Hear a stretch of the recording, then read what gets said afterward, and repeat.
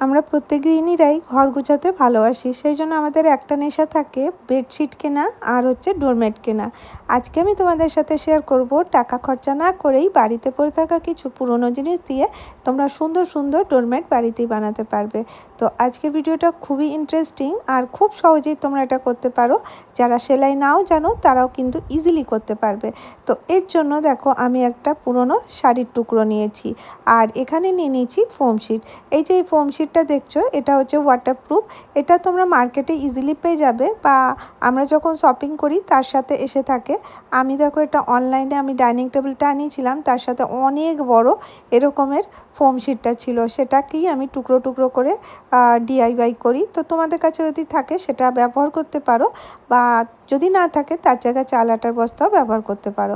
তো দেখো প্রথমে শাড়ি কাপড়টা রাখলাম, তারপরে ফোম শিটটা রাখলাম, তারপরে আবার শাড়ি কাপড় রাখলাম, আর এরপরে আমি এখানে যে মেন ফেব্রিক আছে এটা নিচ্ছি।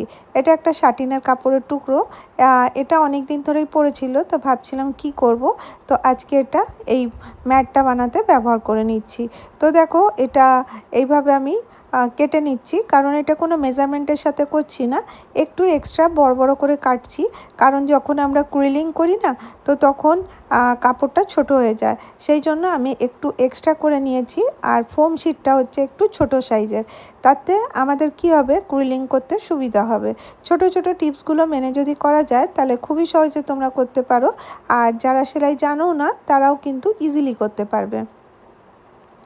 আমি এই জন্য তোমাদেরকে পুরোটা বলে দিই যখন তোমরা করবে, যাতে তোমাদের কোনো সমস্যা না হয়। তো দেখো এবারে এটা আমি সেলাই করব। তো সেলাই কিভাবে করব, এটা ডাইরেক্ট সেলাই করতে গেলে সেলাই করতে অসুবিধা হবে, সেই জন্য প্রথমে কি করব, বল পিন লাগিয়ে নেব। তো বল পিন লাগিয়ে নিলে কাপড়টা এদিক থেকে ওদিক হবে না, আর খুব সহজেই আমরা খুব তাড়াতাড়ি এটা সেলাই করে নিতে পারবো। তো চলো এটা 4-5টা লাগিয়ে নিয়েছি, এবারে 4-5টা সেলাই করে নিয়ে চলে আসবো। তো এটা সেলাই করা হয়ে গেলে দেখো সেলাই করা গেছে, এবারে বল পিনগুলো খুলে বার করে নিচ্ছি। আর এবারে কি করতে হবে, যে এক্সট্রা কাপড়গুলো আছে সেগুলোকে এবার আমি কেটে নেব।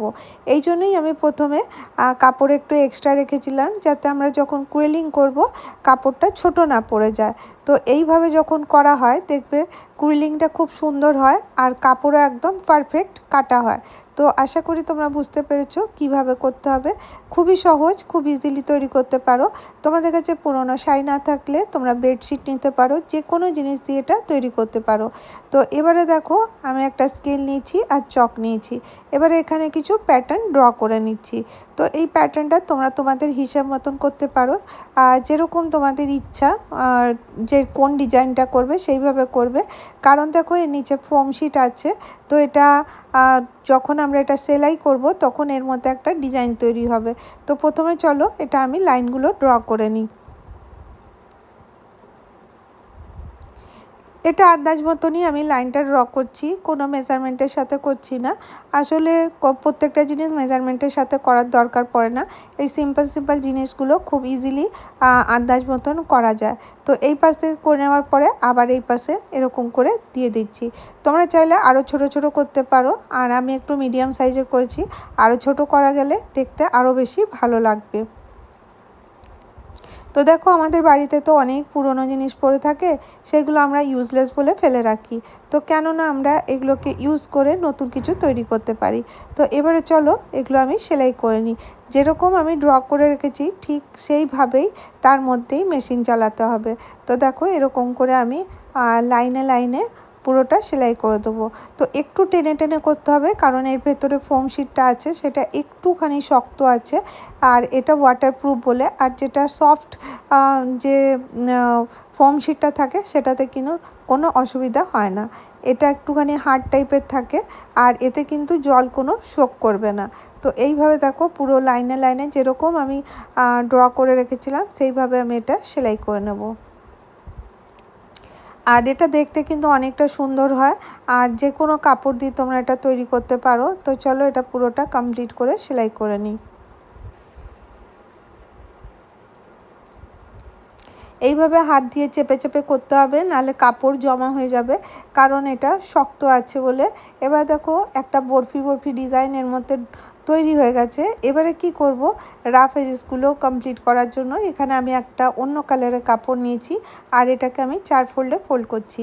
এইভাবে যদি করবে তোমাদের এগুলো করতে খুব ইজি হবে, কারণ আমাদের কাছে সময় অনেকটা কম থাকে, তার মধ্যেই আমাদেরকে বাড়ির কাজও করতে হয় আর যেটা আমাদের হবি থাকে সেটাও করতে হয়। তো সেই জন্য আমি তোমাদেরকে কিছু টিপস বলে দিই, এইভাবে যদি করবে তোমাদের কাজটা সহজ হয়ে যাবে। এইভাবে দেখো সোজা দিকের মধ্যে এরকম করে উল্টো করে কাপড়টা রাখতে হবে আর সোজা করে সেলাই করে নিতে হবে। এরকম করে সোজা সেলাই করতে হবে। এবার এটা উল্টে দেবো, উল্টে দিয়ে এরকম করে ডবল ফোল্ড করে দেবো, তাহলে পরেই এটা রাফ এজেসটা আর দেখা যাবে না। আশা করি খুবই সহজ, তোমরা সকলে বুঝতে পারছো কিভাবে করতে হবে। জাস্ট খালি একটু বুদ্ধি লাগাতে হবে। আর এখানে একটা সেলাই করে নেব। তো দেখো সেলাই করে নেবার পরে এক্সট্রাটা কেটে দিলাম আর এখানে আবার থেকে এরকম করে লাইন করে নিয়েছি, আবার এটাকে এরকম করে ফোল্ড করে আবার ডবল করে সেলাই করে নেব। তো এতে কি হবে, ফিনিশিংটা একদম পারফেক্ট হয়ে যাবে। তো যেরকম রেডিমেড ডোরম্যাট ফ্লোর ম্যাট থাকে ঠিক ওইভাবেই এটা হয়ে যাবে।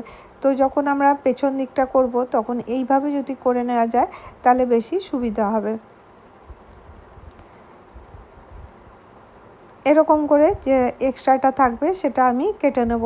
এবারে যখন আরেকটা কাপড় জয়েন্ট করব সেই জায়গাটা একটু কাপড়টা উপর থেকে ফোল্ড করে নিয়ে তারপরে সেলাই করা শুরু করব। তো দেখো এক্সট্রা যেগুলো থাকবে সেগুলো এবার আমি কেটে দিলাম। এবারে এটা ফিনিশিংয়ের জন্য এইভাবে করতে হবে যেন কোথাও রাফ এজেস দেখা না যায়। এবারে আরেকটা পট্টি দেখো এরকম নিয়েছি, এই পট্টিটার 4 ইঞ্চি মতন আছে। এবারে এটাকে উপর থেকে একটুখানি ফোল্ড করে আমি সেলাই করে নিলাম আর হয়ে গেলে আবার এটাকে টার্ন করে সেলাই করে নেব। তো এই ফ্লোর ম্যাট ডোরম্যাটটা কমপ্লিট হয়ে গেল। খুবই সফট হয়েছে, এটা তোমরা মাল্টিপারপাস ইউজ করতে পারো।